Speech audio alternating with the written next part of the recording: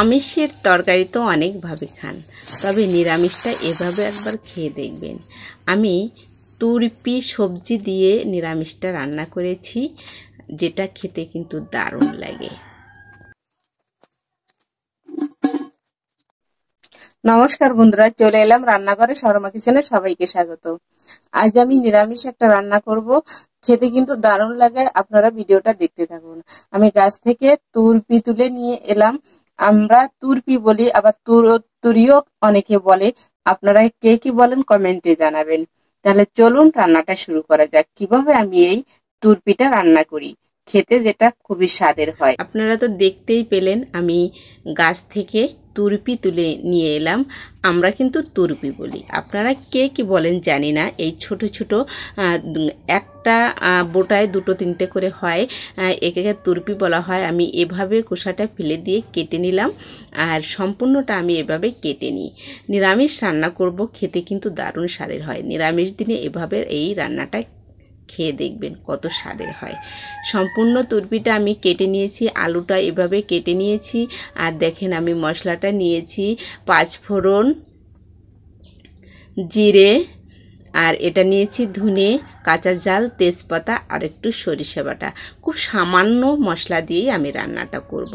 কড়াইটা আমি উনুনে দিয়ে দিলাম, আর কড়াইয়ে আমি 5 ফোড়ন এবং জিরে, ধনে এগুলো কড়াইয়ে ভেজে গুঁড়ো করে নেব।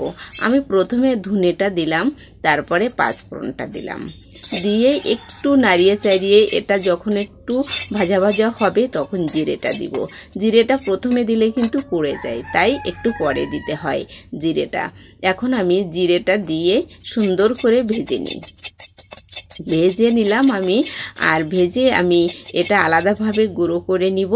আর কড়াইটা আবার উনুনে দিয়ে দিলাম তেল। এখন আমি কাঁচা ঝাল এবং তেজপাতা ফোড়নটা তেলের উপরে দিলাম। একটু নাড়িয়ে নিলাম। আর কেটে রাখা আলুটা এখন আমি এটা ধুয়ে রেখেছি আমি, আর সুন্দর করে পরিষ্কার করে রেখেছি, কিন্তু দিয়ে দিলাম। এখন পরিমাণ মতন লবণ আর পরিমাণ মতন হলুদটা দিয়ে আলুকে সুন্দরভাবে ভেজে নিই। আলুটা সুন্দরভাবে ভেজে নিই। আর আমি যে মশলাটা রেখেছি সেটাও কিন্তু গরম গরম বেটে দিতে হবে। আলুটা ভাজতে ভাজতে এদিকে আমি মশলাটা বেটে নিলাম। মশলাটা আমার বাটা হয়ে গেছে, আর এদিকে আমার আলুটাও কিন্তু ভাজা হয়ে গেছে। আলুটা যখন ভাজা হয়ে গেল, আমি এখন কি করব, কেটে রাখা সবজিটা দিয়ে দেব। তুরপি সবজিটা দিয়ে দিলাম। এখন আমি নেড়ে চেড়ে সুন্দর করে আলু যে দিয়েছি হলুদ মাখানো, সেটা সুন্দর করে নাড়িয়ে নিলাম। আর একটু আমি 5 মিনিটের জন্য ঢাকা দিয়ে রেখেছিলাম, যেটা দেখানো হয়নি। আর ঢাকনাটা খুলে নিলাম। আর মিডিয়াম জাল রেখে, খুব জোরে জাল করা যাবে না, মিডিয়াম জাল রেখে ভেজে নিতে হবে।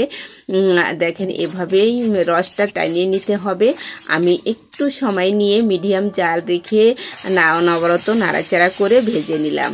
রসটা প্রায় টেনে গেছে। এখন আমি বেটে রাখা সরিষাটা দিয়ে দিলাম, দিয়ে সুন্দর করে মিশিয়ে নিলাম। আর দিয়ে দিলাম বেটে রাখা সেই মশলাটা, গুঁড়ো করা মশলাটা। এখন আমি আবারও খুন্তি দিয়ে নেড়ে চেড়ে সুন্দরভাবে মশলাটাকে মিশিয়ে নিই। আর সরিষা বাটাটা সবসময় মানে যখনই সবজি বা তরকারি রান্না করা হয় তার না হয়ে যায় বা নামানোর একটু আগে দিতে হয়, হয়তো 3 মিনিট বা 4 মিনিট 5 মিনিট এরকম আগে দিয়েই জাল করতে হয়। খুব বেশি জাল করা যায় না সরিষা দিয়ে, তাহলে সরিষা পুড়ে গেলে ভালো লাগে না খেতে। এখন আমি দিয়ে দিলাম একটু চিনি, মানে নিরামিষ রান্না করলে একটু চিনি দিলে ভালো হয়, তাই একটু চিনি দিলাম। আমি সবজিটা নামিয়ে নিলাম। দেখেন দেখতে কত সুন্দর হয়েছে, আর খেতেও কিন্তু দারুণ। নিরামিষ দিনে এভাবে আপনারা সবজিটা রান্না করে খেয়ে দেখবেন কত স্বাদের হয়। আর খুবই হেলদি ও স্বাস্থ্যকরভাবে আমি রান্নাটা করলাম। আপনারা অবশ্যই এভাবে করে খেয়ে আমাকে কমেন্টে বলবেন কত স্বাদের হয়েছে, এবং যেটা স্বাস্থ্যের জন্য খুবই উপকারী। আমি আপনাদের দেখানোর চেষ্টা করি সবসময় হেলদি খাবারটা।